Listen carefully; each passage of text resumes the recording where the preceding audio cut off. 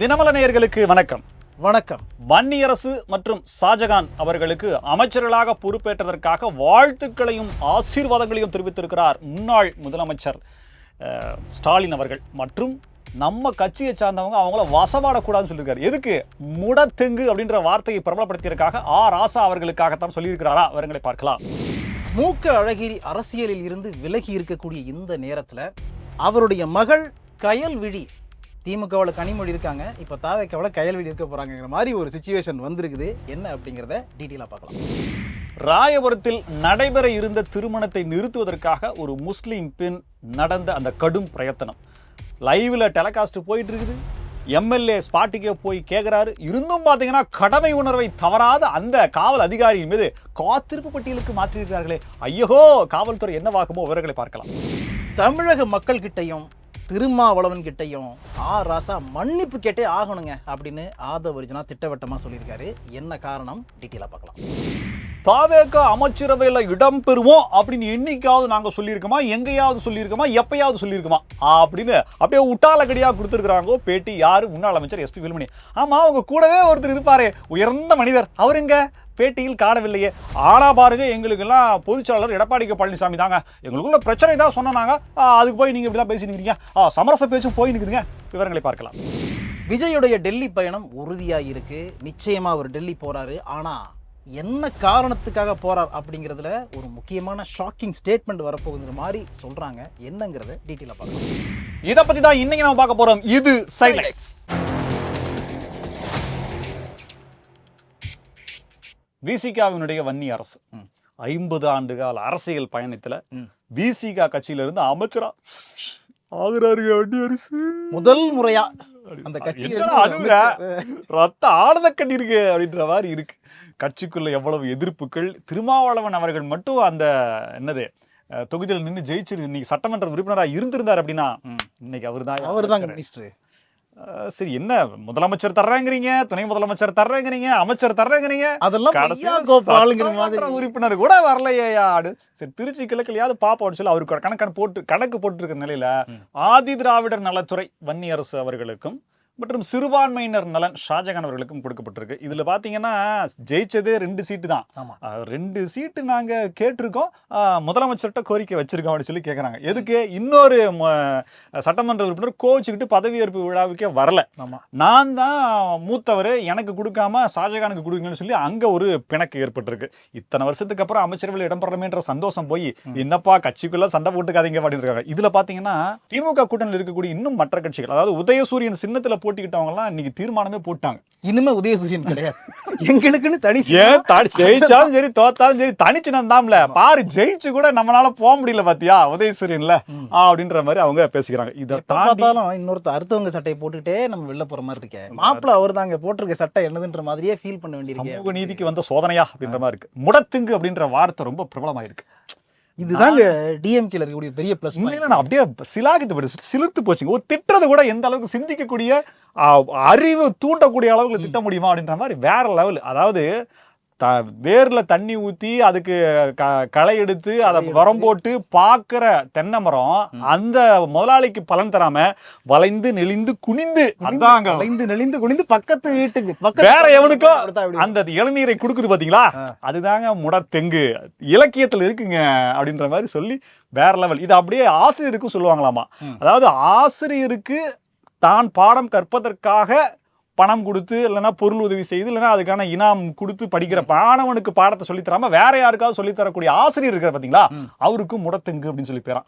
அப்படின்னா அரசியல்ல இவங்களுக்கு இன்னா பேரு அப்படின்னு சொல்லி கேட்டிருக்காரு. ஏன்னா இவங்க தான் ஆசிரியராக இருந்திருக்காங்க, அரசியலே கட்சி கொடுத்து இவங்க தான் தென்னை மரத்தை வளர்த்திருக்காங்க, தென்னை மரத்து களை எடுத்திருக்காங்க, மரம் போட்டிருக்காங்க, யூரியா பாய்ச்சிருக்காங்க அப்படின்னு சொல்லி இவங்களே சொல்லிக்கிறாங்க. பாத்தீங்கன்னா முதலமைச்சர் அப்படியே கொதித்து எழுந்துட்டார். என்னது அப்படியெல்லாம் ஒன்றுமில்லை, சமூக நீதி கட்சியில கூட்டணி தோழமையில் இருந்த கட்சிகள் எங்கு செல்லுதாலும் அவங்கவுங்க விருப்பாடு சொல்லிட்டு கிளி விட்டுட்டு தோட்டலி ஆட்டி விடுறீங்களா அப்படின்ற மாதிரி வெளியில இருந்து கேட்கறாங்க. ஒரு கட்சிக்கும் எங்க போகணுங்கிறதுக்கான உரிமை இருக்கு அப்படின்ற மாதிரி உரிமையை அவங்க பயன்படுத்திக்கிட்டோம் அப்படின்னு சொல்லியிருக்காரு. இதுக்கு ஒரு பதிவு போட்டாரு, மறுபடியும் அதை நீக்கிட்டாரு, அதுக்கப்புறம் மறுபடியும் தான் இந்த பதிவு போட்டிருக்காரு. இல்ல ஃபர்ஸ்ட் அவர் போட்ட பதிவு வந்து ரொம்ப மோசமான. ஆமா, அவரே நீக்கிட்டார்ல, நம்ம ஏன் அதை பதிவு பண்ணோம். இந்த பதிவு வந்து சட்டசபையினுடைய அந்த பதிவு குறிப்பிலிருந்து நீக்கப்படுகிறதுங்க. சைடு லைட் இருந்து நீக்கப்படுகிறது. திமுக உடன்பிறப்புகள் இருக்காங்கல்ல, அவங்க எல்லாரும் திருமாவளவனையும் விடுதலை சிறுத்தைகள் கட்சிகளையும் வந்து அப்படியே ரொம்ப கொந்தளிச்சு பேச ஆரம்பிச்சிட்டாங்க. எந்த அளவுக்குன்னா இன்னைக்கு வந்து இந்த அமைச்சர் பதவி அப்படிங்கிற பிஸ்கட்டுக்காக இவர் போயிட்டாரு. அந்த பிஸ்கட்டை நீங்க போடலையே. இல்ல, இதுல கவனிக்கணும், பிஸ்கட்டுங்கிறது யாருக்கு போடுவாங்க? சிங்கத்துக்கு போடுவாங்களா, மானுக்கு போடுவாங்களா, சிறுத்தைக்கு போடுவாங்களா, சிறுத்தைக்கு போடுவாங்களா? அது கேளுங்க. பிஸ்கட் எதுக்கு போடுவாங்க அப்படிங்கறது முக்கியம். அப்ப எந்த அளவுக்கு வன்மம் இருக்குங்கிறத பாருங்க. கரெக்ட். அதனாலதான் முன்னாள் ஒரு எளிய ஒடுக்கப்பட்ட எளிய பட்டியல் சமூக மக்களுடைய பிரதிநிதியா ஒரு அமைச்சரவையில அதிகாரத்துல உட்கார்றது அப்படிங்கறத பாராட்டாம அட்லீஸ்ட் தூற்றாம கூட இருக்கலாமே. ஆமா. ஆனா அது பாருங்க எப்படிப்பட்ட வன்மமான சொற்கள் வருது அப்படிங்கறத. இதனாலதான் முன்னாள் முதலமைச்சர் ஸ்டாலின் அவர்கள் வந்து இப்படி ஒரு போஸ்டர் போட்டார், மீன் நடிகை போஸ்டர் போட்டார். நோ, கழகத்தினுடைய உடன்பிறப்புகள் வந்து கட்டுக்கோப்பா இருக்கணும், அது அவங்களுடைய உரிமை அப்படின்னு அவர் சொல்லியிருக்காரு. உண்மையிலே இது தாவேக்காவை பொறுத்த வரைக்கும் பாராட்ட வேண்டிய விஷயம் தான். என்னதான் வந்து அது கூட்டணி கட்சி ஆதரவு கொடுத்தாங்க அப்படிங்கிறதுக்காக அவங்க அமைச்சர் பதவி கொடுத்தாங்கன்னு சொல்ல, சீட்டுக்கெல்லாம் அமைச்சர் பதவி யாருங்க கொடுப்பா? அப்படி யோசிச்சு பாருங்க. நீங்க யாராதான் முதலமைச்சரா இருந்தா கூட நீங்க வந்து பங்கேற்றுங்கன்னு சொல்லி கூப்பிடுறாங்க அவங்க. அதுலயும் ஒரு கணக்கு இருக்குன்னு வச்சு வெளியில போயிருவா அப்படின்றதுனாலதான் கூப்பிடுறாங்க. என்ன பண்றது? 2 சீட்டுக்கெல்லாம் அமைச்சர், அதுல 2 பேரை கேட்கறாங்க. அதுதான் ஜிகரணிக்க முடியல. சில தினங்களுக்கு முன்பு ராயபுரத்தில் நடந்த ஒரு மிகப்பெரிய சம்பவம்.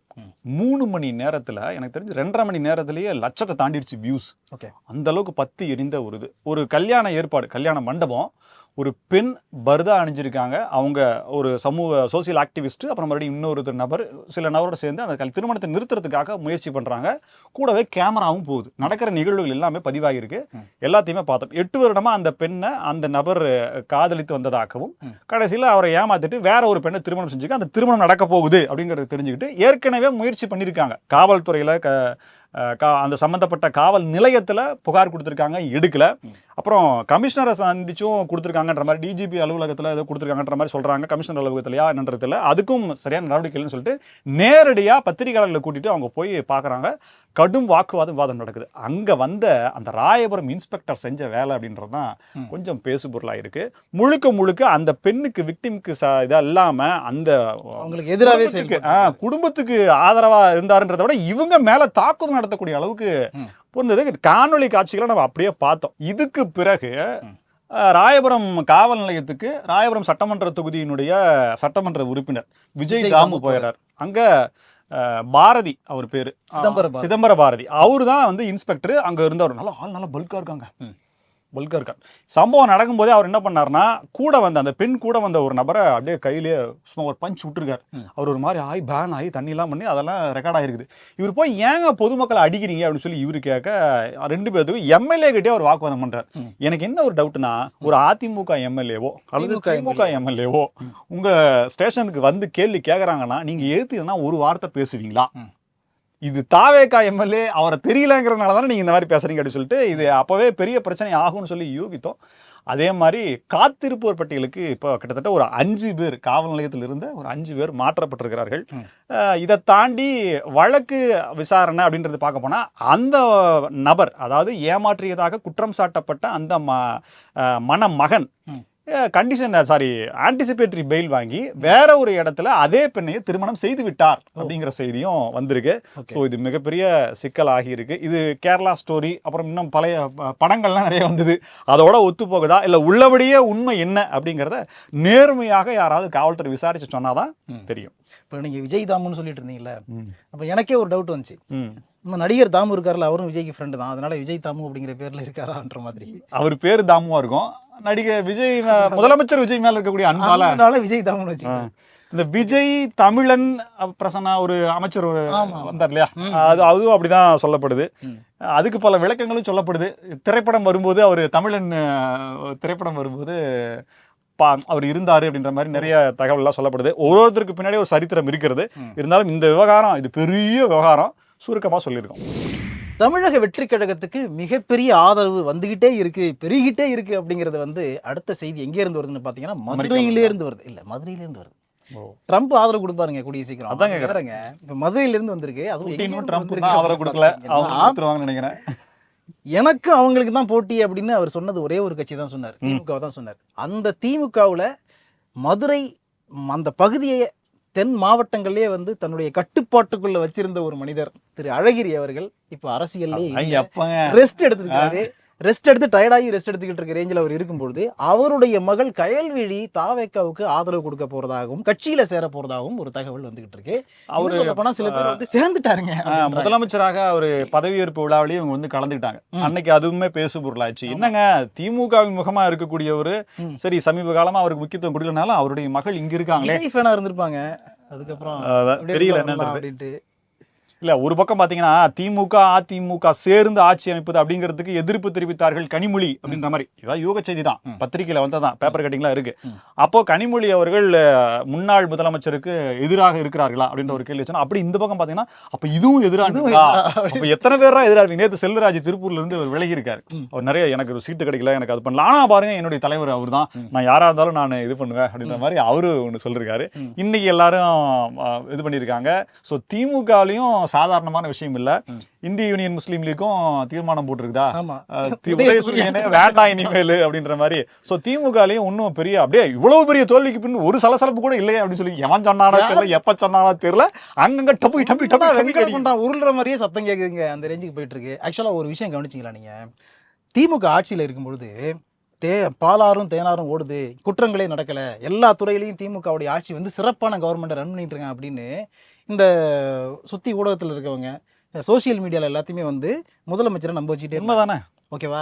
இப்போ அதுக்கப்புறம் தோத்ததுக்கு அப்புறம் விஜய் ஜெயிச்சது முழுக்க காரணமே இன்ஸ்டாகிராம் தான் அப்படின்னு மறுபடியும் அவர் நம்ப வச்சிருக்காங்க. தலைவர் வந்து என்ன சொல்றாருன்னு பாத்தீங்கன்னா, இன்ஸ்டாகிராம் வழக்கெல்லாம் போட்டாங்க, குழந்தைகளை வைத்து பிரச்சாரம் செய்து வாக்குகளை வாங்கி இருக்கிறான்னு சொல்லி நீதிமன்றமே போயிட்டாங்க. இல்லதான் அந்த உள்ளுக்குள்ள ஒரு டீம் மு.க. ஸ்டாலின் அவர்களுக்கு எதிராகவே நினைக்கிறேன்.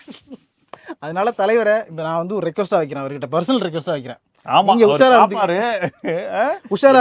பேராசை தாவேகா அமைச்சரவையில இடம்பெற போறோம்னு நாங்க சொன்னோமா, இல்ல இடம் பெறுவோம் அப்படின்னு எங்கேயாவது பேட்டி கொடுத்தோமா, இல்ல இடம் பெறுவதற்கான வாய்ப்பு இருக்கு அதனாலதான் நாங்க போனோம், பதவி ஆசையில தான் போறோம்னு நாங்க சொன்னோமா, இல்ல நாங்க சொன்னோமா, இல்ல எங்க கூட இருந்தவங்க யாராவது சொன்னோமா அப்படின்னு சொல்லிட்டு ஆடு அப்படியே ஏங்க ஆடு காணாம போகலங்க. என்னங்க தோசை வெந்ததுக்கு அப்புறம் திருப்பி போட்டா பரவாயில்ல, ஊத்துறதுக்கு உடனே திருப்பி போட்டா எப்படிங்க அப்படின்ற மாதிரி இருக்கு.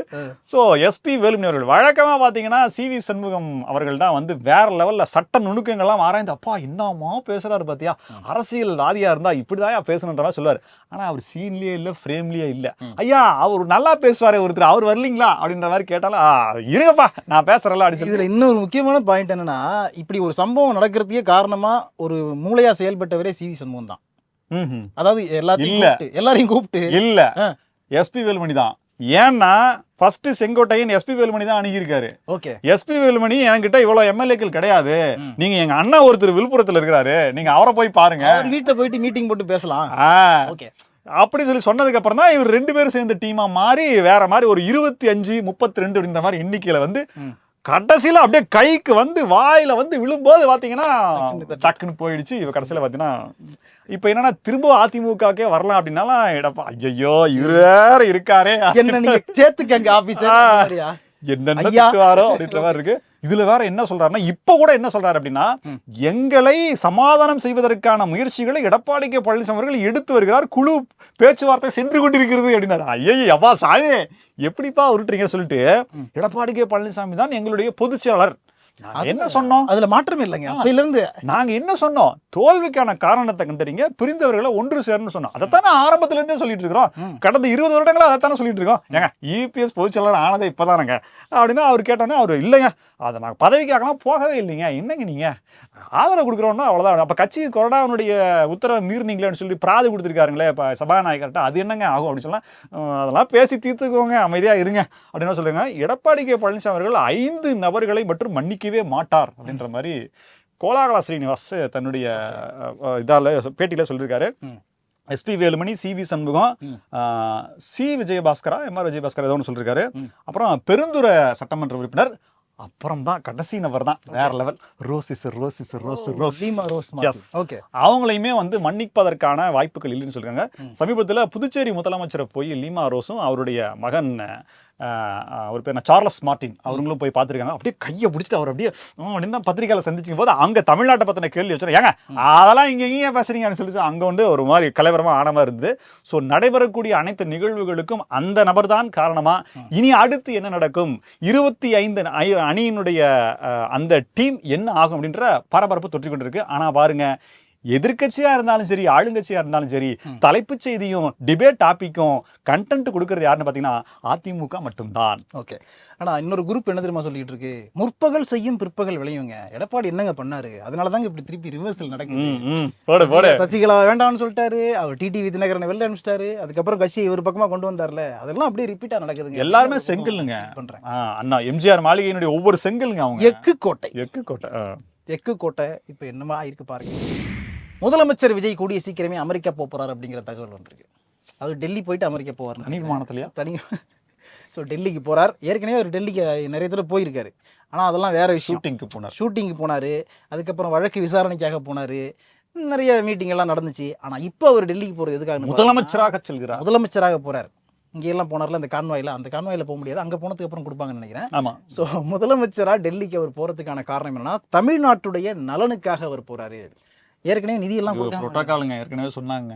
புதிதாக தேர்ந்தெடுக்கப்பட்ட மாநிலத்தின் முதலமைச்சர் பிரதமர் அப்படின்றது ஒரு புரோட்டோகால் இருக்குது போல. அதனாலதான் ஒரு கேரளாவுக்கு போல. ஆமா அப்படின்ற மாதிரி சொல்றாங்க. இருந்தாலும் நம்ம இப்படித்தானே சொல்லுவோம். ஆமா, தமிழக நலனுக்காக அவர் டெல்லி போறார். ஆமா. ஓகே. காவிரியில் நடைபெறக்கூடிய அந்த மேகதாது அணை கட்டுவதை தடுப்பதற்காக, கோரிக்கை வைப்பதற்காக அங்கு செல்கிறார்.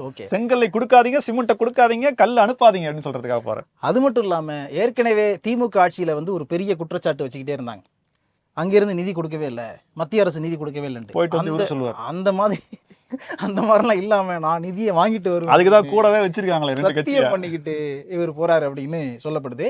இன்னொரு முக்கியமான பாயிண்ட் என்ன சொல்றாங்க அப்படின்னா, உயர் அதிகாரிகள்ட்ட எல்லாம் உட்காந்து விஜய் அவர்கள் டிஸ்கஸ் பண்ணியிருக்காரு. இப்ப நம்ம பணத்தை வாங்கணும்னா என்ன பண்றது, பேங்க்ல போடலாம், ஃபிக்ஸட் டெபாசிட்ல போட்டுருங்க 5 வருஷத்துக்கு. இல்ல நாம திமுக மாதிரியே இந்த கொள்கையில ஸ்ட்ராங்கா இருக்கிறோம். இருமொழி கொள்கை, பிஎம்சி திட்டத்துக்கு அனுமதி கிடையாது, ஒரு காலம் விட மாட்டோம் அப்படிங்கறதுல ஸ்ட்ராங்கா இருக்கும். அப்படி இருக்கும்பொழுது இதெல்லாம் நம்ம பேசிக்கிட்டு இருந்தோம்னா மத்திய அரசு நிதி கொடுக்குமா கொடுக்காதா அப்படின்னு ஒரு டவுட். பரவாயில்லையே, அதை தாண்டி அப்படி உட்காந்து கேட்கும்போது அவங்க என்ன சொல்றாங்க, இல்ல இப்போதைக்கு அவங்கள்ட்ட ஒத்து போற மாதிரியாவது நம்ம ஒரு ஆக்டிங்க கொடுப்போம், அப்பதான் ஏதாவது கொஞ்சமாவது கொடுப்போம். ஐயா இந்த மாசம் 1000 ரூபாய் போட்டு அடுத்த மாசத்துக்கு ஒண்ணுமே இல்லையான்ற மாதிரி ஆகிடக்கூடாது அப்படின்னு சொல்லியிருக்காங்க. சரி, உடனடியா வேற ஏதாவது மாற்று திட்டங்களை பண்ண முடியாதா அப்படின்னு நம்ம ட்ரம்ப் கிட்ட நேரடியாக பேசிடுவோம்.